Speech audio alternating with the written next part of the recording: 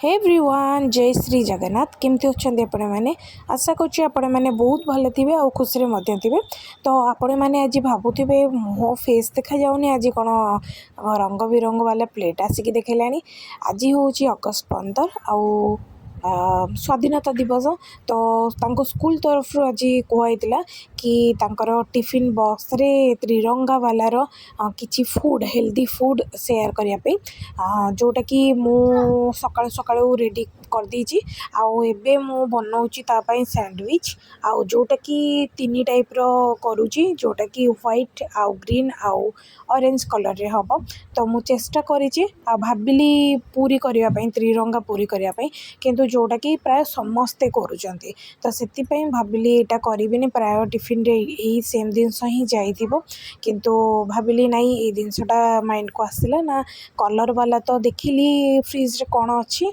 Colour वाला तो थिला ऑलरेडी कैप्सिकम थिला तापरे कैबेज थिला तापरे बंधा कोबी सहित गाजर भी थिला तो ब्रेड भी थिला कहली चलो आज रेसिपीटा आपण मानक सहित शेयर करी तो प्रथमे मु आलू को भलसे सिझे देइछि ता सहित मु किछि गोटा छेचा मसला किछि नै जाइछि गाजर आउ कोबी बंधा कोबी आउ पियाज आउ ता सहित रहिला कैप्सिकम छोट छोट पूरा काटी देइछि प्रथमे एबे मु कड़े जहाँ काम करिया कथा सब ऑलरेडी मु सारी देइछि एबे प्रथमे कड़े गरम कर देइछि सेथिरे मु किछि तेल आउ किछि पंच फुटण नेइछि पंच फुटण सहित मु ऐड करछि एठी भुसंगा पत्र जोटा कि तार स्मेल बहुत बढ़िया ता सहित रहिछि अदा रसुण आउ टिकिए लंकार छेचा जोटा कि बहुत माने राग नाही जस्ट फ्लेवर आसीबो से लंकाटा बेसी राग नाही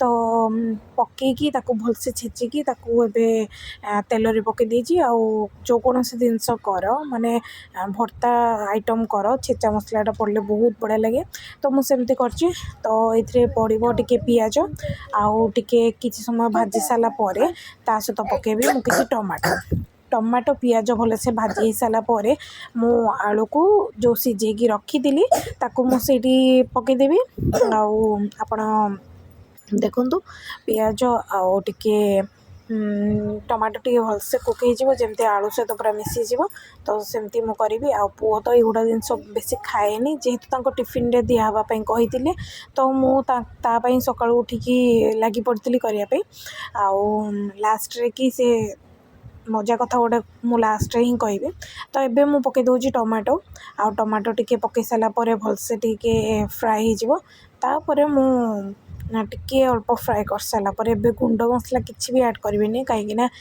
किछि एटा पड़नी से पोड़ी जीवो तो टिके हल्का सा फ्राई साला परे मु एबे पके देबी आलू तो आलू को मु केमदी बॉईल करके रखी सेटा को अल्प टिके चकटिकी मु पकईदेवी जोटा कि एमती टाइप मु पकईदेवी आ जोटा कि माने बहुत आपड़ चाहिए जदि से पिठा खड़िगारे भी आपण प्रेस करके खंड करें तो मु डायरेक्ट हाथ में एमती करके पकई दूची आ पकई सारा पर टिके एपट सेपट भलसे गोलेदबा आउ टिके से टाइम रे आंचटा टिके स्लो करदेवी आ कहीं लगिज आ बहुत गरम अच्छी तो से कपड़ा तो कपड़ा धरिकी भलसे टिके ताकू फ्राए करदेवी तो आउ टिके ताकू पिठा खड़िकारी भलसे एमती करदेवी जमती माने आलू गुड़ा पूरा गोटा गोटा रही सैंडविच रे गोटा गोटा रहिले सेटा माने आउ गोटे सैंडविच देला को सेटा भलसे लागबनी और टेस्ट भी भलसे आसीबनी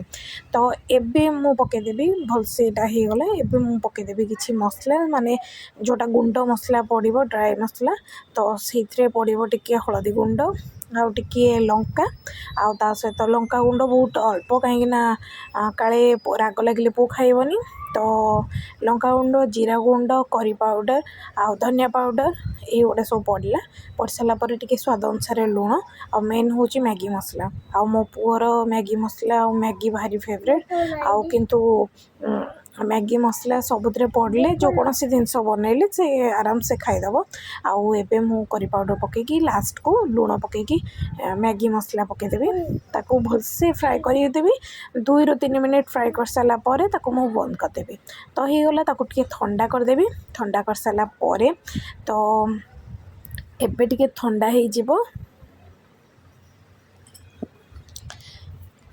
ତ ଏବେ ଟିକେ ଭଲସେ ଚଲେଇଦେବା କାରଣ ଗୁଣ୍ଡ ମସଲା ଯେମିତି ଡାଇରେକ୍ଟ ପଡ଼ିଛି ତ 2-3 ମିନିଟ୍ ତା'ର ସ୍ମେଲ୍ ନ ଯିବା ପର୍ଯ୍ୟନ୍ତ ତାକୁ ଫ୍ରାଏ କରିବି। ତ ଫ୍ରାଏ ହେଇସାରିଲା ପରେ ତାକୁ ଟିକେ ବନ୍ଦ କରିଦେବା। ତ ବନ୍ଦ କରିଦେଲା ପରେ ସେ ଥଣ୍ଡା ହେଇଯିବ।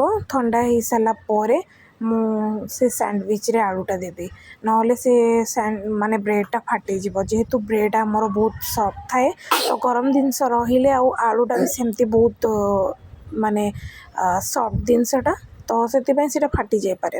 ତ ସେଥିପାଇଁ ଟିକେ ଥଣ୍ଡା ହେଲା ପରେ କରିବେ। କିନ୍ତୁ ମୁଁ ଥଣ୍ଡା ହେଲା ପର୍ଯ୍ୟନ୍ତ ମୁଁ ୱେଟ୍ କରିନି, କି ପୁଅର ଟାଇମ୍ ହେଇଯାଇଥିଲା ଅଲରେଡ଼ି। ତ ସେଥିପାଇଁ ମୁଁ ବ୍ରେଡ଼୍ ଆଣିଥିଲି। ଏବେ ବ୍ରେଡ଼୍ ଆଣି ସାରିଲା ପରେ ସେ ଆଳୁଟା ଟିକେ ମାନେ ଥଣ୍ଡା ଥିଲା ଜଷ୍ଟ ଟିକେ, ତାପରେ ମୁଁ କରିଦେଇଥିଲି, ଯେଉଁଟାକି ମୋର ବ୍ରେଡ଼୍ ଟିକେ ଫାଟି ଯାଇଥିଲା। ତ କିଛି ନାହିଁ। ତ ଏବେ ମୁଁ ପ୍ରଥମେ ବ୍ରେଡ଼୍ ଉପରେ ଆଳୁ ଲଗାଇଦେବି। ଆଉ ବ୍ରେଡ଼୍ଟାକୁ ଏବେ ସେକିବିନି, ପରେ ସେକିବି। ତ ଏବେ ଆଳୁ ଭଲସେ ସ୍ପ୍ରେଡ଼୍ କରିଦେବି, ସବୁଆଡ଼େ ଲଗାଇଦେବି। ତା ଉପରେ କଲର୍ଫୁଲ୍ ବାଲା ଯେଉଁଟା ମେନ୍ ଜିନିଷ ସେଇଟା ହିଁ କରିବି, ଯେଉଁଟା ରହିଲା କ'ଣ ତା ଗାଜରକୁ ଭଲସେ ଗ୍ରେଟ୍ କରିକି ରଖିଦେଇଛି। ଆଉ କୋବିକୁ ବି ବଢ଼ିଆ ସେ କାଟିକି ରଖିଦେଇଛି, ଆପଣମାନେ ଦେଖିପାରୁଥିବେ। ଆଉ ରହିଲା କ୍ୟାପ୍ସିକମ୍କୁ ବହୁତ ଛୋଟ ଛୋଟ କାଟିବା ପାଇଁ ଚେଷ୍ଟା କରିଛି, କିନ୍ତୁ ଟିକେ ବଡ଼ ସାଇଜ୍ ହେଇଗଲା। ଆଉ ତାଠୁ ବି ଆହୁରି ଛୋଟ ମାନେ ଚପିଂ ଯେଉଁ ଥାଏ ସେଇଟା କ'ଣ ମୁଁ ଜାଣିନି, ସେଇ କଟର ବାଲା ଗୋଟେ ଥାଏ, ସେଇଟାରେ ଯଦି ଥାଆନ୍ତା ସେଇଟାରେ ଆରାମସେ ଆପଣ ଚପିଂ ବଢ଼ିଆ ସେ କରିପାରିଥାନ୍ତେ। ବଟ୍ ମୋର ସେଇଟା ନଥିଲା ବୋଲି ମୁଁ ଏମିତି କରିଦେଇଛି, ଛୋଟ ଛୋଟ କାଟିଦେଇଛି ଯାହା ଯେତିକି ପାଇଛି। ତ ମଝିରେ ଦେଇଦେବି ଟିକେ ବନ୍ଧାକୋବି ଦେଇସାରିଲା ପରେ ତା ଉପରେ ଟିକେ ପିଆଜ ଦେଇଦେବେ, କାରଣ ସ୍ୟାଣ୍ଡୱିଚ୍ ଉପରେ ଟିକେ କଞ୍ଚା ପିଆଜ ବହୁତ ଭଲ ଲାଗେ। ଆଉ ଏଇଟାକୁ ତାୱାରେ ଟିକେ ଘିଅ ବଟର୍ ୟା ତେଲ ଯାହା ଥିବ ଆପଣମାନେ ସେଇଟା ଦେଇକି ତାକୁ ଫ୍ରାଏ କରିଦେବେ। ତ ସିମ୍ କମ୍ରେ ଫ୍ରାଏ କରିବେ, ଯେମିତି ଭିତର ପରିବାଟା ଆରାମସେ ସିଝିଯିବ। ଆଉ ଯେଉଁ ପରିବା ଗୁଡ଼ା ମୁଁ ନେଇଛି ସେଇଟା ହେଉଛି ସାଲାଡ଼୍ ପରିବା ଗୁଡ଼ା, ଆରାମସେ ଆପଣ କଞ୍ଚା ବି ଖାଇପାରିବେ, ତ କିଛି ପ୍ରୋବ୍ଲେମ୍ ନାହିଁ। ତ ମୁଁ ଆରାମସେ ତାକୁ ଟିକେ ତା ଉପରେ ଆଉ ଗୋଟେ ବ୍ରେଡ଼୍ ଯେଉଁ ଥିଲା ତା ଉପରେ ଟିକେ ଟମାଟୋ ସସ୍ ଦେଇକି ଭଲସେ ତାକୁ ଲଗାଇ ଦେଇକି ତା ଉପରେ ରଖିଦେଇଥିଲି। କିନ୍ତୁ ମୋର ଆଉ ଗୋଟେ ଜିନିଷ ମନେ ନାହିଁ, ସେ ହେଲା ମିଓନିଜ୍ ଲଗାଇବା ପାଇଁ ମୁଁ ଭୁଲି ଯାଇଛି। ଆଉ ମିଓନିଜ୍ ହେଉଛି ମୋର ଭାରି ଫେଭରେଟ୍। ଆଉ ମିଓନିଜ୍ ହେଉଛି ସ୍ୟାଣ୍ଡୱିଚ୍ରେ ପକାଇଲା ମାନେ ବହୁତ ଟେଷ୍ଟ ଲାଗେ। ତ ଯାହା ବି ହଉ ମୁଁ ଏତିକି ପକାଇ ଦେଇଛି। ଆଉ ସେଇଟାକୁ ମୁଁ ଏବେ ତାୱାରେ ଗରମ କରିଦେବି ଭଲସେ। ଆଉ ଗରମ ହେଇସାରିଲା ପରେ ପୁରା ସିମ୍ କମ୍ରେ, ବହୁତ ହାଇ କରିବେନି, ସିମ୍ କମ୍ କରିଦେବେ। ସେଇଠି ଟିକେ ତେଲ ବଟର୍ ଘିଅ ଯାହା ବି ହଉ ଆପଣଙ୍କ ଅନୁସାରେ କରିକି ସେଇଟାକୁ ସେକିଦେବେ। ତ ସେକି ସାରିଲା ପରେ ମୋର ଟିକେ ଏପଟ ସେପଟ କରିବା ପାଇଁ ଟିକେ ସ୍ଲୋଲି କରିବେ, ନହେଲେ ସେଇଟା ଭାଙ୍ଗି ଯାଇପାରେ, ଯେହେତୁ ବ୍ରେଡ଼୍ଟା ବହୁତ ସଫ୍ଟ। କିନ୍ତୁ ହାର୍ଡ଼ ହେଇସାରିଲା ପରେ ଆରପଟ ସାଇଡ଼୍ ଲଉଟିଲା ବେଳକୁ ଏତେ ଅସୁବିଧା ହେବନି। ତ ଆମର ହେଇସାରିଲାଣି। ମୁଁ ଏବେ ତେଲ ପକାଇକି ଭଲସେ ଫ୍ରାଏ କରିଦେବି। ତ ଫ୍ରାଏ କରିସାରିଲା ପରେ ମୁଁ ଆପଣମାନଙ୍କ ପାଇଁ ମୁଁ ବନେଇଛି, ତ ମୁଁ ଦେଖାଉଛି। ତ ହେଇସାରିଲା ପରେ ତାକୁ ସାଇଜ୍ରେ ଆପଣ ଯେମିତି ଇଚ୍ଛା ଆପଣ ସାଇଜ୍ରେ କାଟିପାରିବେ। ତ ମୁଁ ଭଲସେ ସାଇଜ୍ରେ କାଟିକି ମୁଁ ଆପଣଙ୍କୁ ସର୍ଭ କରିଦେଇଛି। ଆପଣମାନେ ଦେଖିବେ କେମିତି ଦେଖାହେଉଛି। ତ ଆଶା କରୁଛି ଭିଡ଼ିଓଟି ଆପଣଙ୍କୁ ବହୁତ ଭଲ ଲାଗିଥିବ। ଆଉ ଯେହେତୁ ମୁଁ ଏଇଟା ବନେଇ ଦେଇଥିଲି ପୁଅର ଟିଫିନ୍ ନେବା ପାଇଁ, କିନ୍ତୁ ମଜା କଥା ହେଲା ପୁଅ ଆଉ ଲାଷ୍ଟକୁ ସ୍କୁଲ୍ ଗଲାନି, କାରଣ ପ୍ରବଳ ବର୍ଷା ବି ହେଲା। ଆଉ ତା ଦେହ ସେମିତିରେ ବି ଭଲ ନଥିଲା, ତ ତା'ର ଇଣ୍ଟରେଷ୍ଟ ଥିଲା ସେ ସ୍କୁଲ୍ ଯିବା ପାଇଁ। କିନ୍ତୁ ହଜବେଣ୍ଡ କହିଲେ ଯେହେତୁ ତା ଦେହ ଭଲ ନାହିଁ, ସେ ଯିବନି, ପ୍ରବଳ ବି ବର୍ଷା ବି ହେଉଥିଲା, ତ ଯିବନି।